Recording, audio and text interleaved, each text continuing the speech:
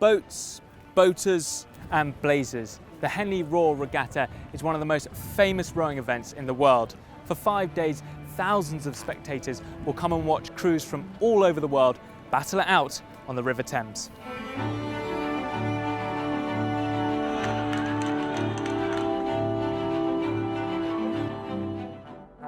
The first Henley Regatta was held in 1839 and has taken place every year since, except during the two World Wars. It was named the Henley Royal Regatta in 1851 when Prince Albert became its patron.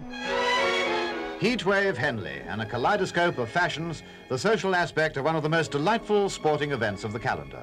Since then, every reigning British monarch has accepted the role. It's just one of the many traditions in this event. It's sort of part British eccentricity, it's part top-class sport, there's a bit of festival going in there, there's fancy dress, it's sort of got it all, and there's nothing else like it. It really is a wonderful sort of celebration of rowing. The regatta runs several competitions for competitors with differing abilities, from school teams to Olympic champions. We've got lots of tiers, so you get a sort of full array. It can be the focus of lots of people's seasons to come here and compete.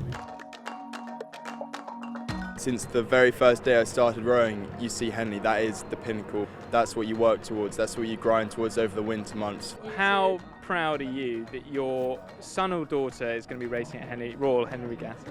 It's a son, and we are proud and pleased. But every day's a knockout here, so we're hoping for success today, but if not, it's been an honour to row here anyway. This is inside the competitors' boat tent.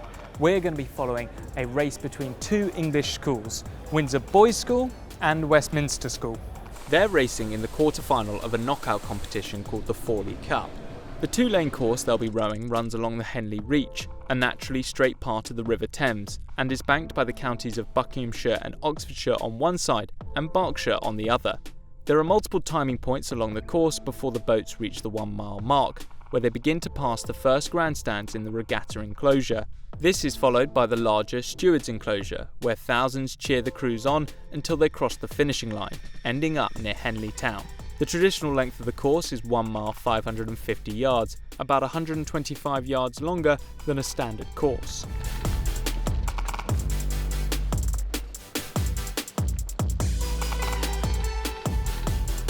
Each race has an umpire, whose job is to ensure teams keep on their side of the course.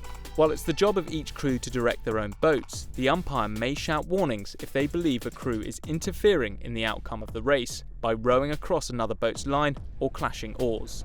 At the first regatta 179 years ago, they actually rowed on horseback along the river bank. Today they follow the race in this powered boat called the Umpire's Launch. Not only does it provide one of the best views of the race, it's also where this man's decisions can see a team win or lose the race.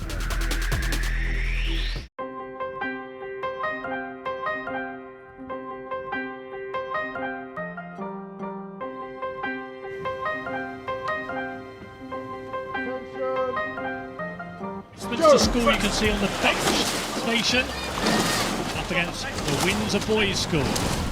Windsor Boys are the favourites for the race, but it's Westminster that come out the gates fastest. Westminster School have really got out well there. Westminster School have set a pretty ferocious early pace. By the halfway mark, however, Windsor Boys have regained the lead. Yeah, so Windsor now just turning the screw. It's a lead they extend all the way to the finish line. After going half a length down early on in the race, kept their composure. Windsor Boys' School beating Westminster in the Forley Challenge Cup. Every race at Henley, you never know what you're going to get, and they gave us a very good race the whole way, really. Yeah, it was a pretty hard race. We kind of did what we were trying to do. We executed pretty well. We just weren't really fast enough. As expected, Westminster really took them on the start line. I mean, they really went after it, so they made our lives very difficult. Will this be quite a tough loss for them? For a lot of these boys, it's the highest ever sporting achievement they'll ever face. You know, and grown men cry because they lose a race here. Windsor Boys' School would go on to win their next two races and be crowned the Forley Cup champions. For the many spectators, however, rowing is just one part of this regatta. Alongside the sporting drama is a social event like no other. Behind me is the stewards' enclosure. To get in here, you have to be a member or one of their guests. It's also got a very strict dress code. For men, jackets and ties, and for women, dresses that come below the knee. As important as the fashion is the food and drink. Spectators will consume more than 1 ton of strawberries and salmon during the week, all washed down with 4,500 bottles of champagne and more than 20,000 pints of Pimm's. We start serving from about 12 o'clock today, and it's absolutely critical that we get the timings right, just to make sure that everybody gets the best experience that they can. Nearly 1,800 people in this particular marquee. Is it quite calm in the kitchen? I would say quite calm. If we're flapping and shouting, that says to me we're in trouble. Talk me through the food that we've got on the table. So today we're going to be serving in the region of about 1,500 of these Orkney caught smoked salmon. That's the main starter of the day. 2 cold main courses, but this is one of them. It's a breast of chicken. It's stuffed with a apple wood cheese mousseline. Once they've had that, we've got 15 minutes to redo the dining room to do afternoon teas. We'll be serving around about 650 afternoon teas in this one area this afternoon. It's got some very unique, quintessentially British standards or things that we have to achieve. This is a regatta that showcases rowing of the highest level, but for many it's so much more, an event that is the highlight of their summer social calendar.